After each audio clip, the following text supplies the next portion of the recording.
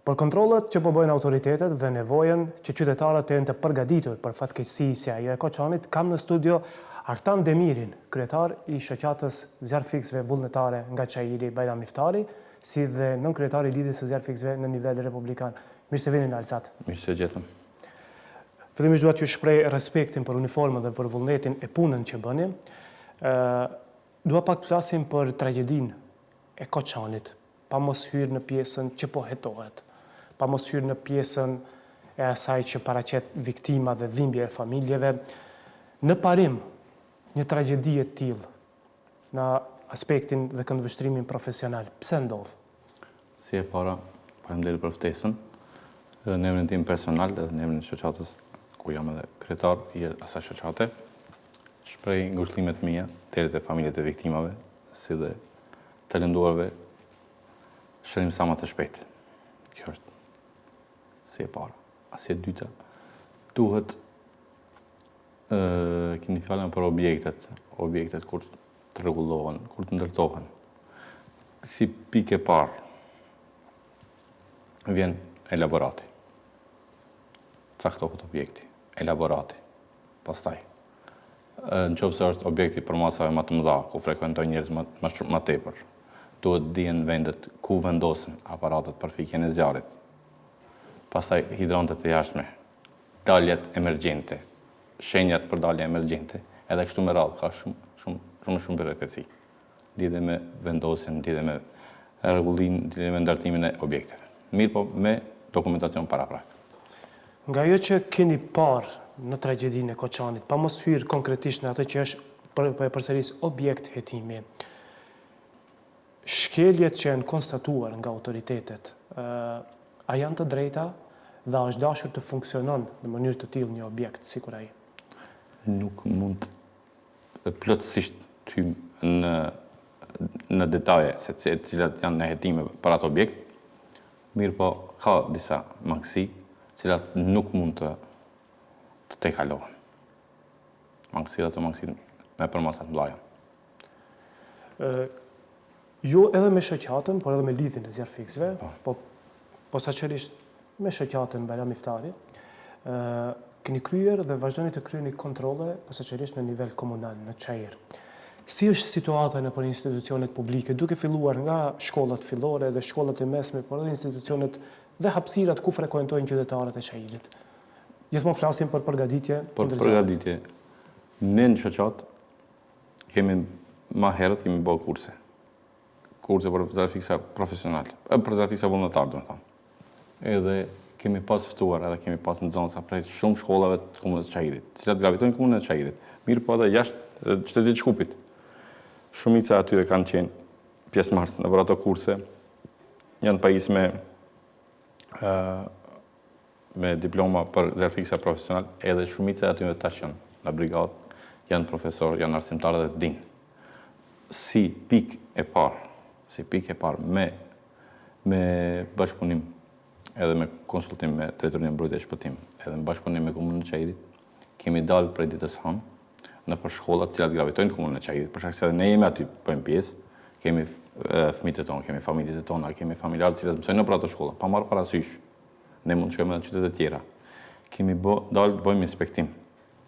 Aparatet zjarrfikse si janë ka pa rregullsi, ka planet e evakuimeve, daljet emergjente në shkolla të komunës së Çajirit dhe shkolla në komunën e Çajirit, 2 qerdhe kemi inspektuar që 3 ditë.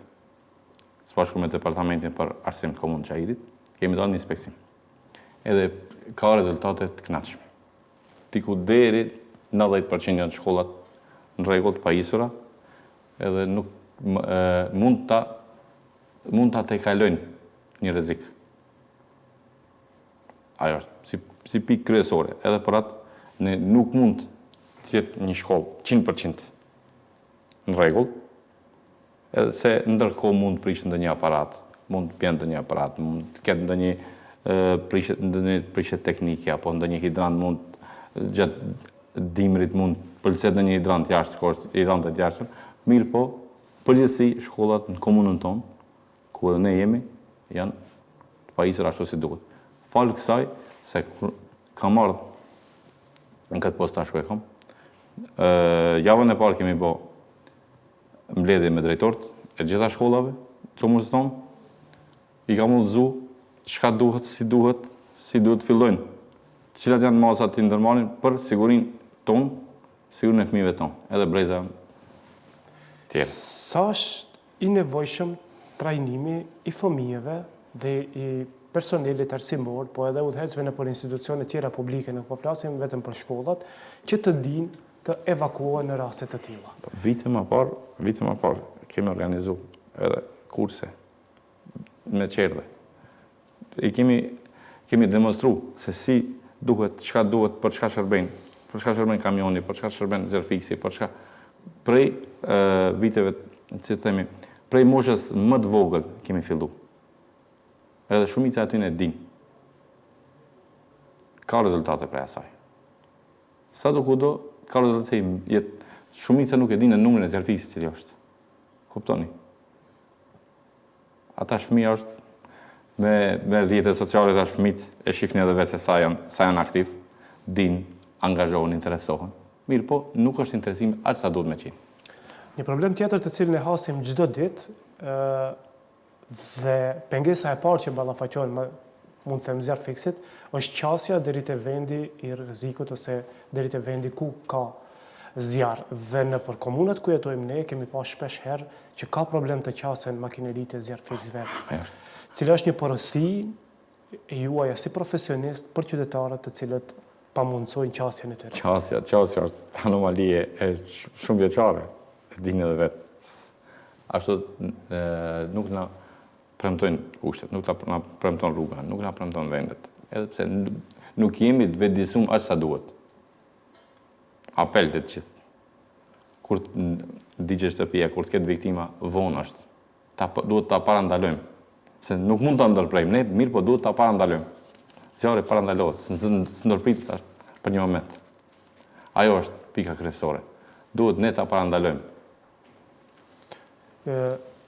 A do të vazhdojnë kontrollet edhe jashtë komunës së Çajirit? Ditëve të fundit kemi pa që mungojnë sisteme hidrante, po edhe ato të zjarrvënies, apo kundër zjarrit në fakt, edhe në për institucionet si shëndetësore, në spitalin shtetëror, për shembull.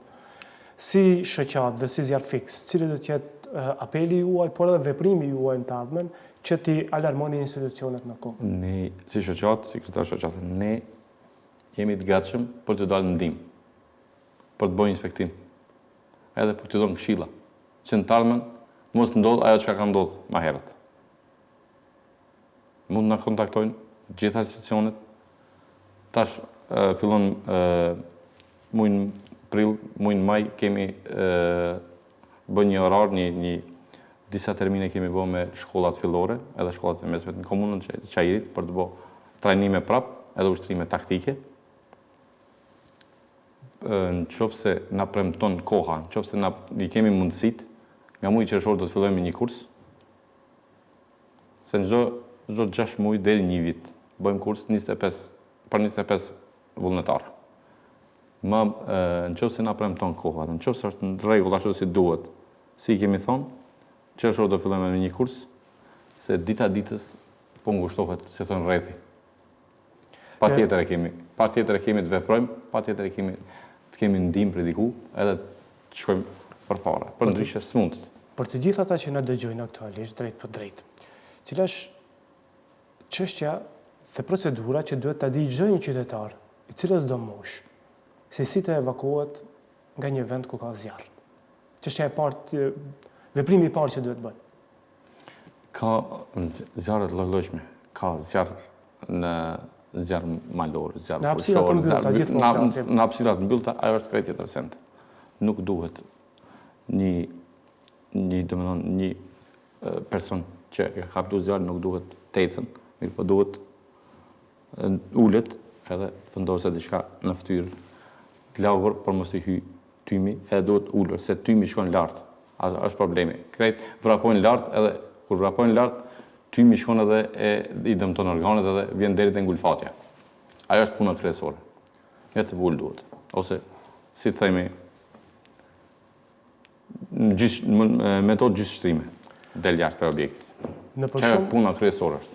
Në për shumë banesa kolektive, në komunën e Qajirit, dhe jo vetëm, po edhe në qytetin e Shkupit në përgjithësi, kemi pa mungesën e daljes emergjente apo shkallëve të hekurit.